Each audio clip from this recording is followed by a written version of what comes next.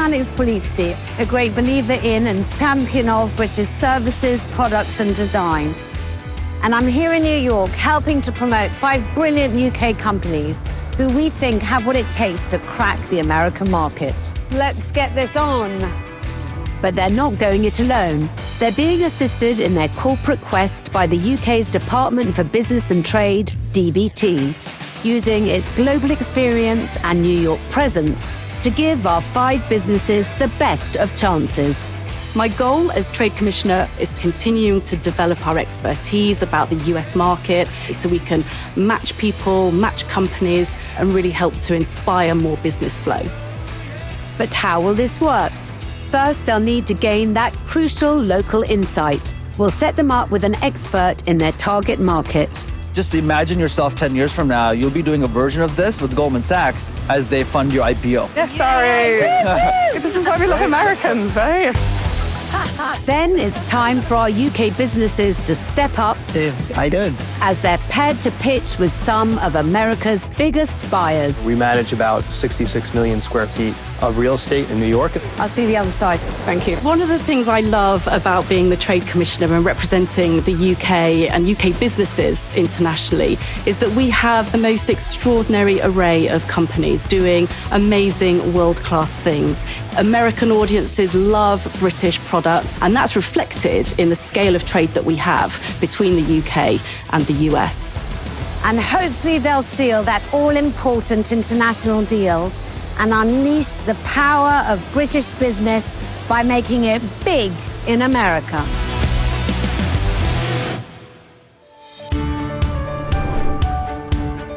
This is Amy Whitell, a Manchester-based entrepreneur who was fed up constantly feeling out of pocket when it came to group spending, so decided to make an app for it. Collctiv is an app that makes it really easy for group organisers to collect money from their friends and family when they are organising a group event or activity or gift by simplifying the money collection and payment process. We have people using it for sports teams, grassroots sports teams. So back in the day, you'd go and play 5-a-side footy and you'd probably have a tub with coins in. You don't need to live like that anymore. You can now use Collctiv and get the money and then easily book the pitch or the court. Amy is attempting to break into the largest tech market in the world, America, which represents over 30% of the global market. Does she have what it takes to impress a room full of angel investors? And will she secure the investment she needs to make a collective impact? Come on, girl. You got this.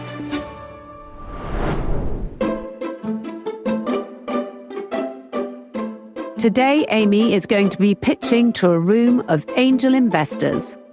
Angel investors might not have wings, but they're shaping the world by investing their own money into early-stage startups, choosing carefully to ensure a quick and substantial return on their money. Securing a lucrative investment like this could be the tipping point Amy needs to boost Collective's growth in America. I've arranged to meet Amy in the heart of the city to ensure she's as prepared as possible before her big pitch. It is pretty obvious to me that you're not nervous. Yeah. And that you're just excited. Lots of businesses have what we call organic growth, and your kind of business needs a kind of a jump that's only available through venture capital. Yeah, so we do grow organically, but it's the type of business that we are because you're investing in the technology ahead of its time in a market. Your returns are only going to be once you get to a tipping point that if a venture capital fund comes and puts money down on it, that it grows exponentially. So what would success look like for you today? What do you want to come away with? Millions of dollars in my back pocket, and that would be fantastic. I'd like that for you too, darling. Thank you. But, that aside, this process is the pitch today. So that's a room full of people that are potential new connections, and getting through to the next stage would be fantastic. Starting a business is a huge undertaking, and many companies such as Collctiv turn to the Department for Business and Trade for guidance. We've had a DBT advisor who's been on this journey with us, so we check in with her regularly. And then, connections and introductions to people and also events and roadshows or trade missions that have come up along the way that would be helpful. So it's definitely been a massive benefit. When I talk with founders who either in America or who I know around Europe, I am genuinely aware it's comparatively very easy to set up a business in the UK. There's a lot of support if you start asking for help. Trying to break into the American technology market is no easy feat, but Emma saw instantly why Collctiv would be a good fit here. A company like Collctiv can really go down a storm here, because who doesn't want to split the bill?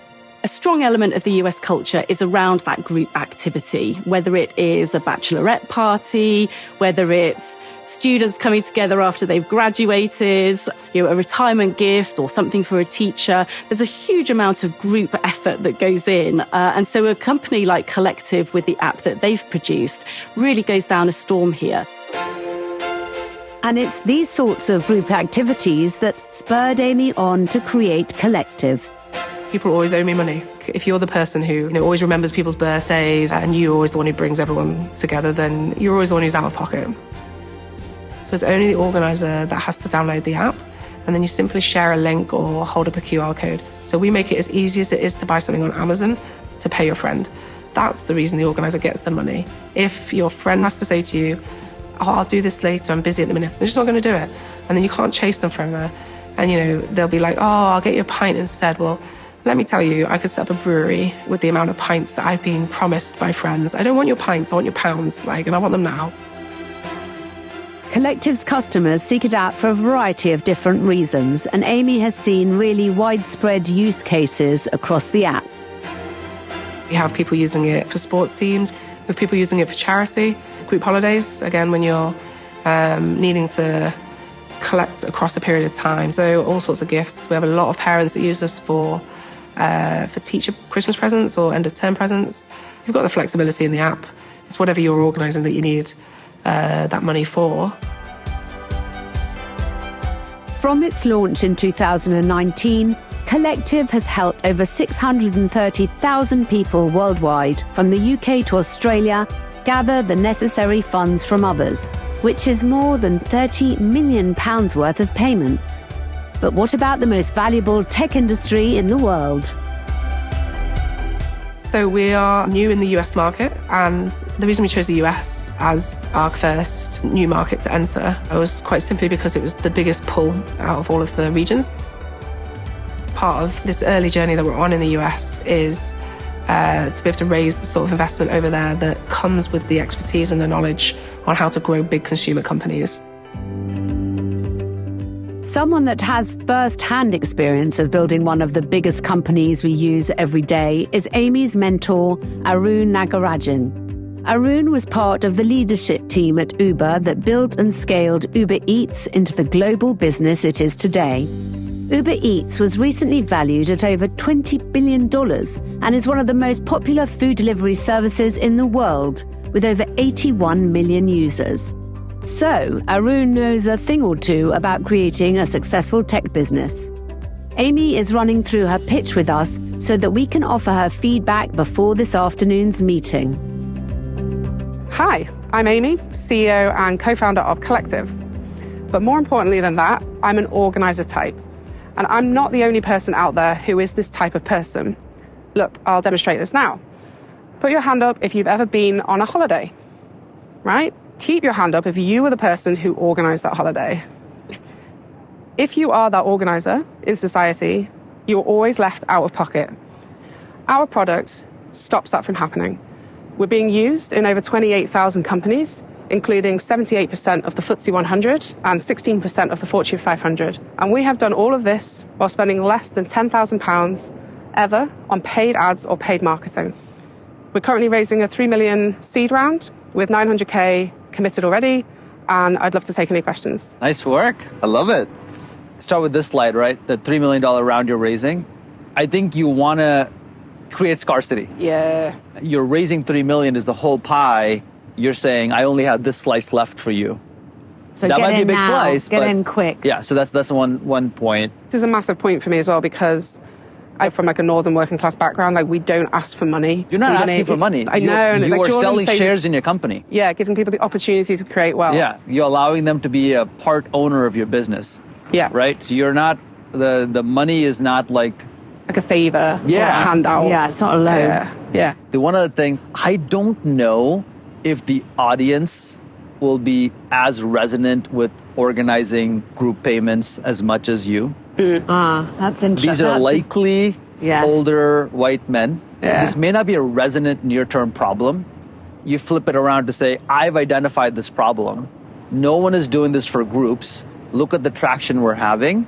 This is one of the hard things you have to do, and I had to learn this myself. When you're talking to your users and customers versus your investors, Yeah. very different conversation.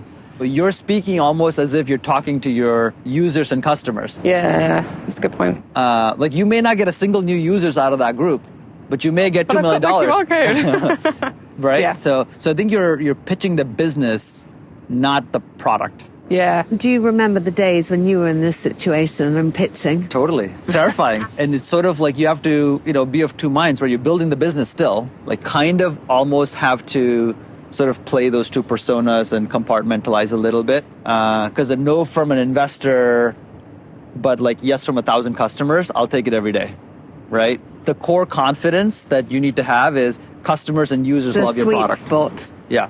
And you'll Yeah. find the investors. They'll come. They'll find you, right? I'm assuming that you will be a bit more high energy with a whole group of people. Yes. Because, it's just us scenario. An audience of two. An audience of two, it's quite hard to be like, woohoo! Yeah. But, yeah, that's my only comment. I think that the content is really interesting. Yeah. Arun has given Amy a brilliant insight into pitching to American investors and framing how she best presents her offer. I know we could have spent longer with him, but it's time for Amy to face the angels. I thought it was really good. The thing that I would say is you've got all the information. Possibly you're giving everything the same weight. So a little bit of pausing and a little bit more kind of emphasis on the big and the Yeah. kind of major Yeah, that's stuff. a good shout. I'm hoping that showmanship kicks in. Yes. We travel across town to the heart of the city, Times Square. With its neon lights and billboards, Times Square is New York's most famous and liveliest landmark. Amy is taking part in a pitch forum this afternoon, where 8 companies have 10 minutes to pitch in front of a group of multimillionaire angel investors. The angels will decide there and then if the companies are worth their money or not. Is there anything that you're going to do differently from when you were with Arun to now to kind of really try and nail the deal? Yes, you spent so many years at the beginning of your business, like just trying to convince people of an idea, and now we've proven that concept. So try to remember that we have got the metrics. It's like we have this business. Do you want to invest in it or not? Initially, there were 500 entrants, which they whittled down to 8 to pitch in today's forum. So for Amy to be included in the creme de la creme is an amazing achievement. The time has come for Amy to make her way up to the 47th floor of Times Square Tower. Good luck. Thank you. And we'll see you on the other side. Good luck. Thank you.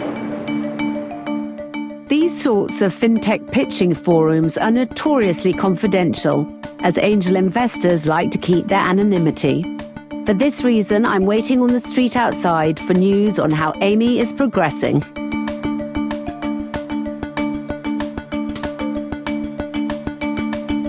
Three hours have passed since Amy went inside the building. It's almost 3 o'clock, so she should have been through the first round by now. I'm hoping this is good news.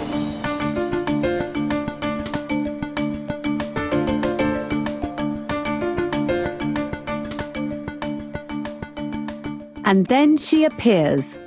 It went really well. I was happy with my pitching. We didn't get selected for the next phase of diligence. But the good news is one of the angels came up to me immediately at the end and said, I'm really bummed. I voted for you guys to go forward and I want to invest personally. So I'll drop you an email on Monday. So that's good.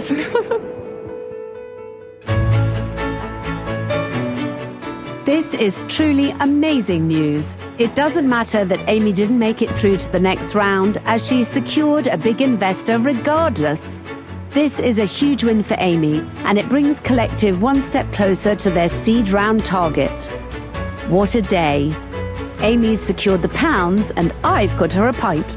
Cheers to that. Cheers. What do you think has been the most useful part of your involvement with DBT? They've helped financially before, like with grant funding, and even from the very kind of early stages, there's been personalised support as well as general support that you can get. It's been such a pleasure to meet you. I'm dying to see what you're going to do. I'm going to be rooting on the sidelines. I'm Team Amy. Thank you. I've got t-shirts, so I can send you one. I'd love one. Thank you.